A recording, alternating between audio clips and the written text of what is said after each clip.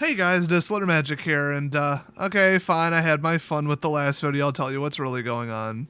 This drama about this card right here, this one on screen, has been ongoing left and right, up, down, and center. I haven't followed much of it because I just was kind of on the fence, and then it occurred to me while I was editing that video, and I just was too lazy to put it in. I know what's actually going on, but let's start with a comment from Mark, where someone said very, very recently, basically what's going on with Phyrexia, all will be one. Oh, and March of the Machine, they said both.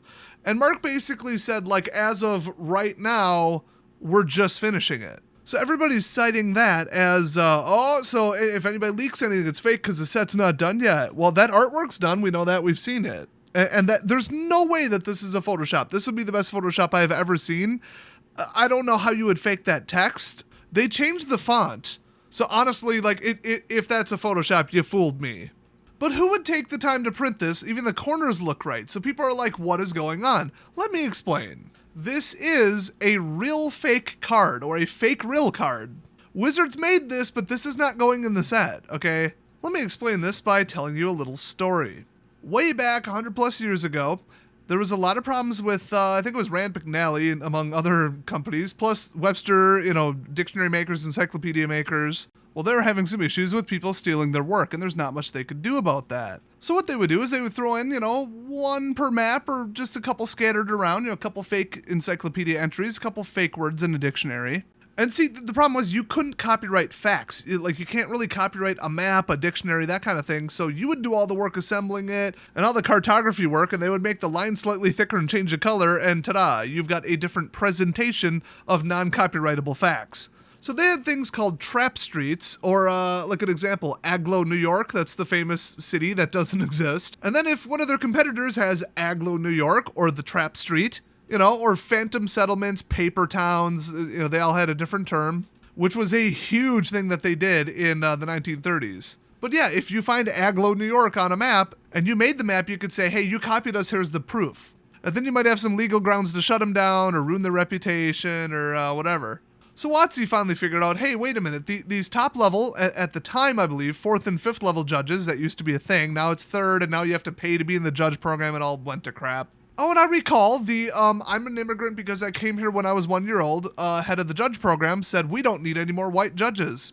We have too many. What a racist piece of crap. Anyway, yeah, the judge program is all in tatters, but they do, as far as I know, still have some old level 4 and 5 judges, or at least current level 3 longtime judges, look over some cards to help write the rules, or review the rules, or, make rulings, or come up with, like, card conflicts, or rulings that need to be launched on day one. So they have to send them the cards well ahead of time. Now remember, this is not R&D, okay? This is not, do you think the card's too powerful? They're way past that, and it's a little late to pump the brakes then. But these people, they send it to, like, I don't know, a dozen people at least, I would think. And all you need is one person saying, I don't agree with the set, I don't like this, I just want to leak this to feel special, or, somebody at Wizard said something stupid to me, or the last tournament something angered me, so I'm gonna leak this. And things were just getting leaked left and right. So what WotC said, I think even Mark Rosewater said this himself, is that they started inserting trap cards of usually really high-powered cards. So that if somebody's like, oh man, I gotta leak this, which one am I gonna do? Oh, this one. Then they could trace it back to one person because each card is unique to the person. So if they're sending it to 20 judges, they make up 20 fake cards, usually variations of the same one, usually with official artwork that's already been public.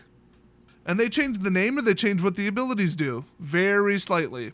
Now, how they get these printed, I don't know, and why they send them like official versions with rounded corners instead of just their dummy blanks that they print themselves, I don't know. Maybe they've improved their process, but like a corner cutting machine. You can get a cardstock printer, no problem, and the ink will look a little bit off. They're not running like a $10 million litho in their office. But I thought maybe he said that like they get test prints, as proofs, and then that's what they send out to the judges.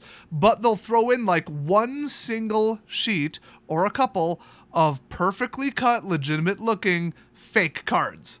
Just to trap people as like a warning where they're like, hey, if you leak this whole pile of cards we sent you, there is probably one in there that's going to be, just you. Traceable to just you. And like they used to do this with advanced movie copies for like, legal compliance, translation, subtitles, whatever. You got to send the whole movie to a bunch of different people. So they would put a serial number in the bottom and then just hope you don't find a way to crop it. And these days it's like these invisible like certain pixels and certain frames at certain timestamps that the human eye can't see, but that you can detect with the digital fingerprinting program. Everyone with sensitive information protects their stuff like this if they have half a brain. This is not new.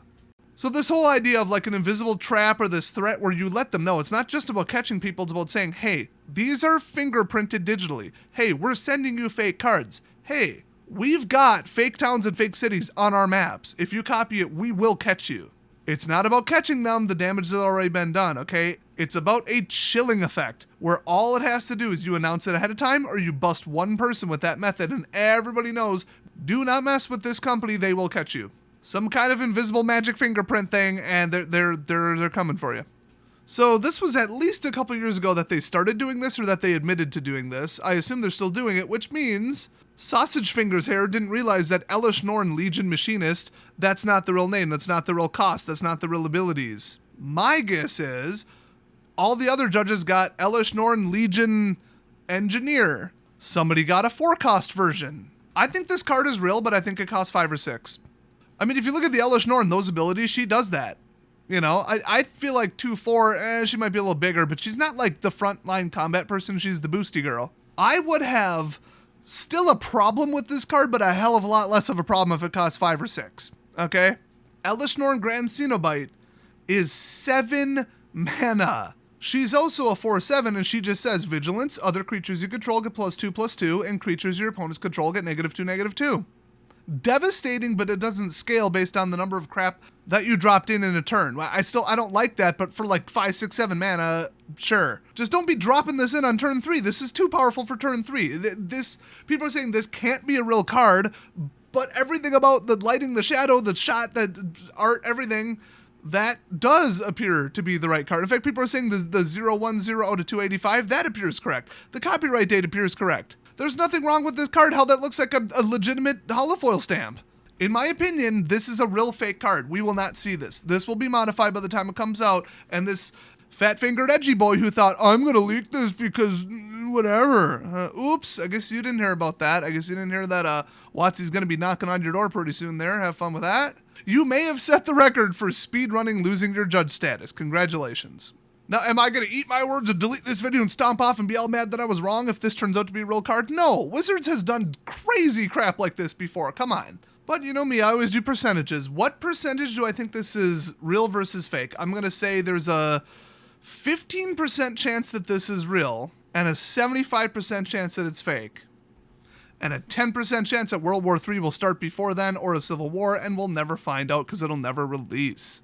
But if it does, this card will definitely start World War III. So they should probably reconsider this if this is still pending. But what Mark said about like, hey, we like just finished work and now it's downstream from R&D. In other words, like art printing final proofs. How is this already in someone's hand? That seems awfully quick. That don't seem right. So that alone by itself, either he's lying, which like, why would he even know to lie unless he's trying to make this look fake? And then we would just know he lied in a couple months when it comes out. I don't know. All these trap cards, I guess we'll call them because Yu-Gi-Oh! Reference, they aren't very public or forthcoming with this. So, yeah.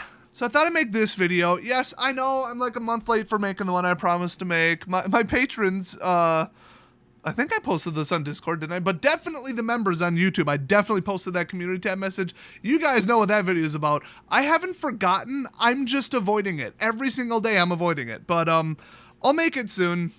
I'll throw a sponsor on because that thing's going to get 50K. But yes, I make very, very, very few videos talking about my personal life that absolutely make me look like a moron. But for those of you who made it this far in the video, subscribe if you don't want to miss the entire summary of my dating history. However bad you think it is, it's worse. However weird you think I am now, you should have seen me in high school. I somewhat crashed a car. So tune in for that one, everybody. Can't wait to make that one. You better visit the sponsor. I'll see you guys next time. Hopefully I get hit by a bus before then and don't have to make the video.